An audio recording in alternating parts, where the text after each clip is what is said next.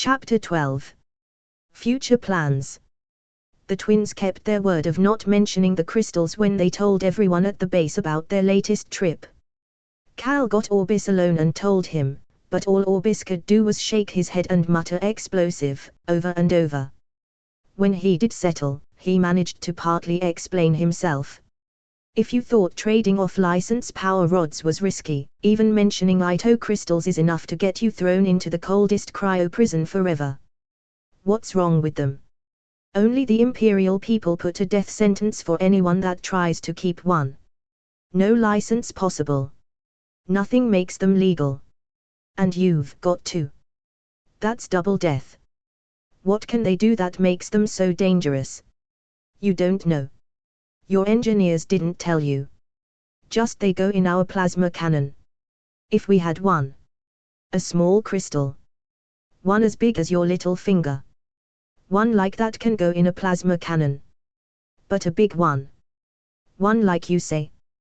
One that big can split a planet in half. Supernova a sun. Wipe out a whole armada of warships in the blink of an eye. That's why no one other than the Imperial troops are allowed to even look at one. Let alone two. So we have been handed the way of controlling the Imperial regime if we choose, Cal said. I thought that's what you wanted. But the risks. You'll need your wits about you all the time. Orbis's head was still shaking. The crystal told me that no one will stop us, Cal said softly. Talking to you. You're treading with fire, lad. Exciting and fun, but only seconds away from total destruction. Always remember those here that depend on you. I do. Maybe even more than I should. Back to the control room and a word with Mr. Slee about jobs.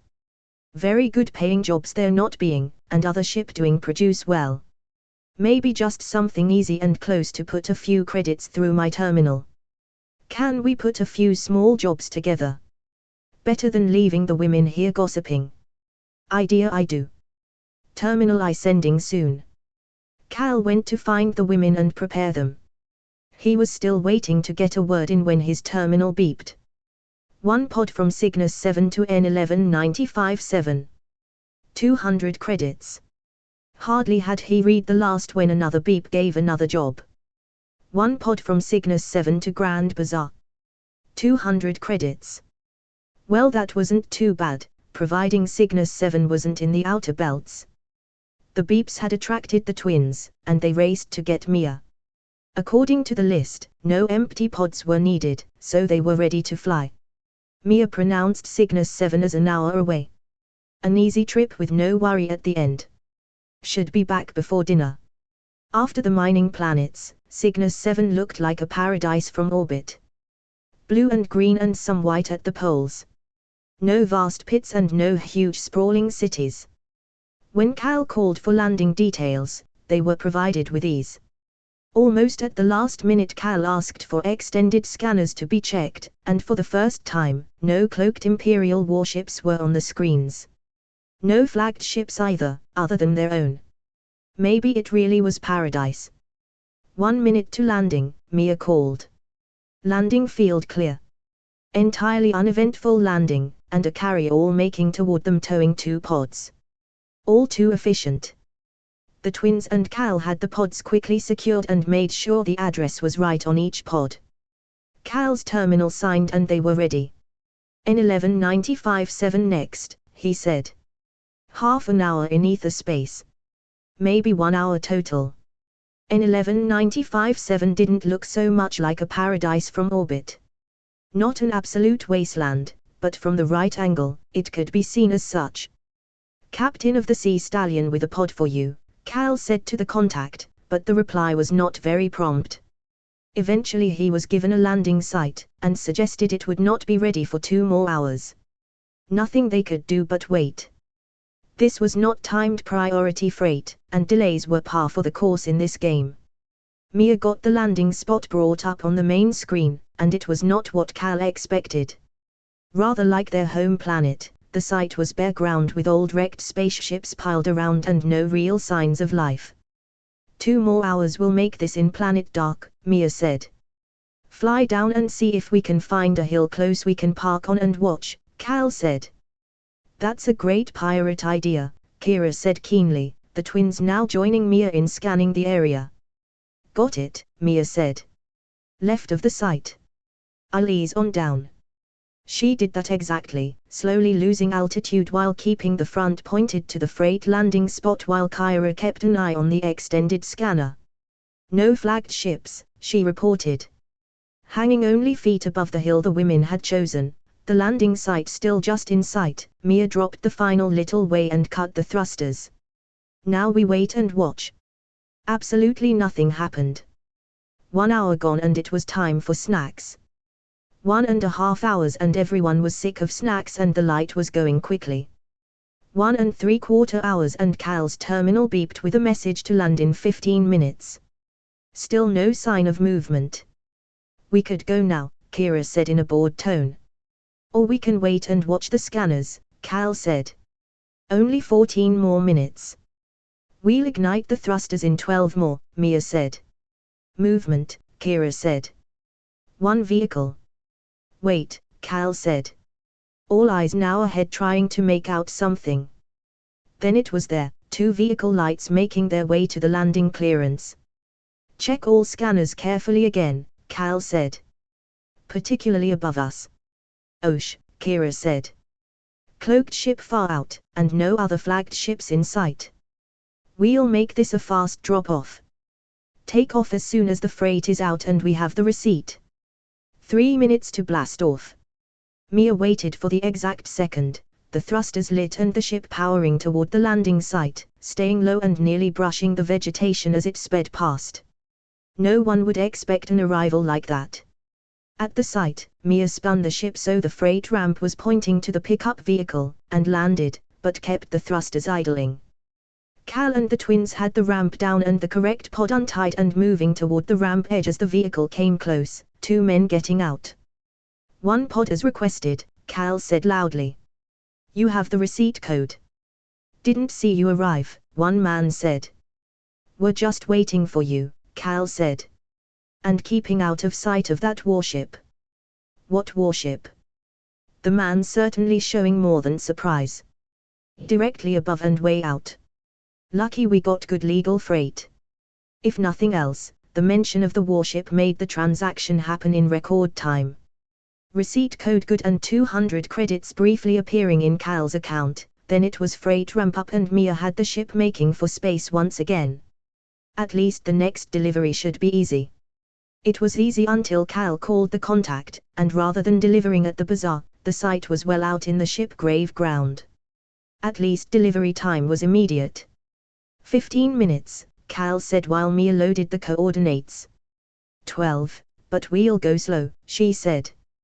Just like the last delivery, this site was surrounded with wrecks, but at least there were people keen to get the freight, and the whole deal was done in minutes.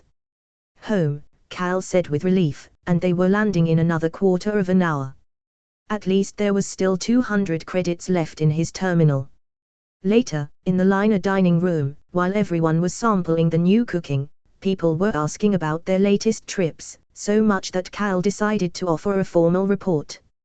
I need to tell you all that we have been out trying to earn credits to quickly get the things we need to expand our business here, but things have not gone as we hoped. It was exciting though, Kira said. First information is that when we pick up the next van there should be a new juice dispenser bar with it for the shop here, and when we get the credits, we'll need to order some of the bulk concentrates to try it. We chose it, Kira said. It's a great machine. The first job we took was to a mining town in the outer reaches and it turned out to be a man that needed urgent medical attention.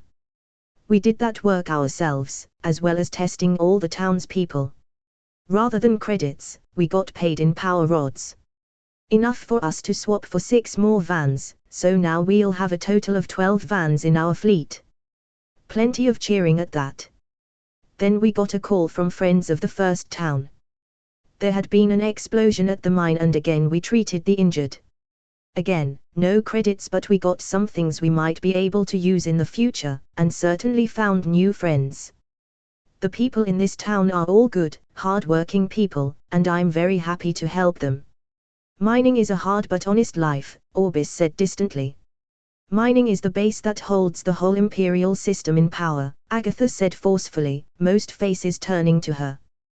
Daughter not liking imperial rulers, Mr. Slee said. Nothing to like about them, Agatha said. It's them that keep people down.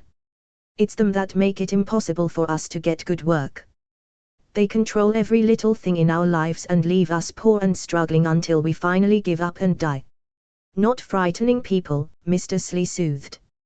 Unfortunately, I'm beginning to see the truth of her words, Cal said carefully. Your miner friends work hard to produce the elements that power the whole civilization, and the rulers make it with laws and licenses so they can only sell their products to them at the price they say. Then they control the supply and price of food and spares going back to the miners so they only have enough left to barely exist. And if they strike a rich vein of ore, the ruler's friends will come and offer even bigger mining machinery and ever higher loan amounts so all their profit for the rest of their life is owed to the imperial rulers. There's a truth in everything you say, Orbis said. Jeff and me well know. The rulers know that without the miners they wouldn't exist, so they use their military to keep any miners that rebel in line. A strong military and total control of all money is all that is needed to keep a people in control.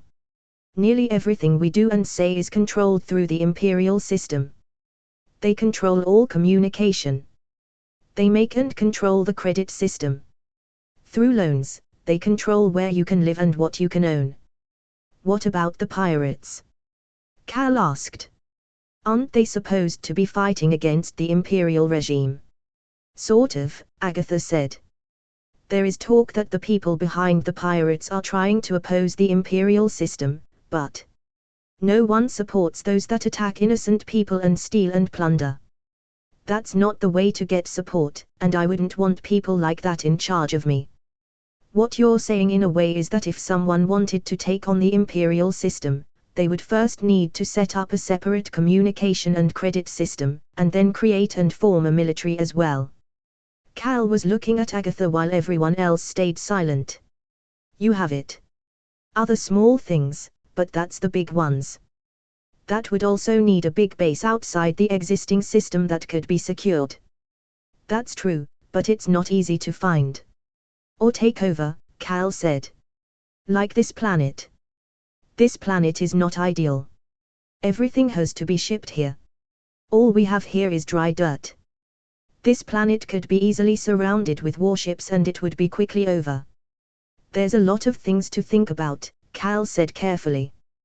We could start with creating a new comms network, Kira said. We'd be good at that. We're in an ideal point to begin working our own credit system with our own people, Agatha said. We could keep an eye out for planets we could claim while we travel, Mia said. Cal spun around to see her grinning back at him. The twins would like their new brother or sister to be born in a free land.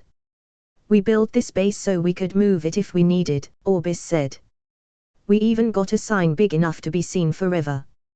Cal remembered how Orbis had been so keen on the big sign, even though they didn't have the credits to pay for it. And Mia. He never thought she would be keen on anything as radical as this. Well, in that case, twins in charge of investigating a new comms system. Agatha in charge of working out a new credit system. Both pilots in charge of investigating empty planets, and Orbis in charge of making sure this whole base is able to be moved at short notice. And everyone else help them, and let's keep our existing work going well. The Sea Stallion Book 2. The Base at Grand Bazaar. A Space Adventure. By Mystic Alchemist. Copyright 2024 Mystic Alchemist. All rights reserved. Written in Australian English. This book is a work of fiction. Names, characters, places and incidents are either a product of the author's imagination or are used fictitiously. Any resemblance to actual people living or dead, events or locales is purely coincidental. Cover and text written and assembled by hand without use of artificial intelligence.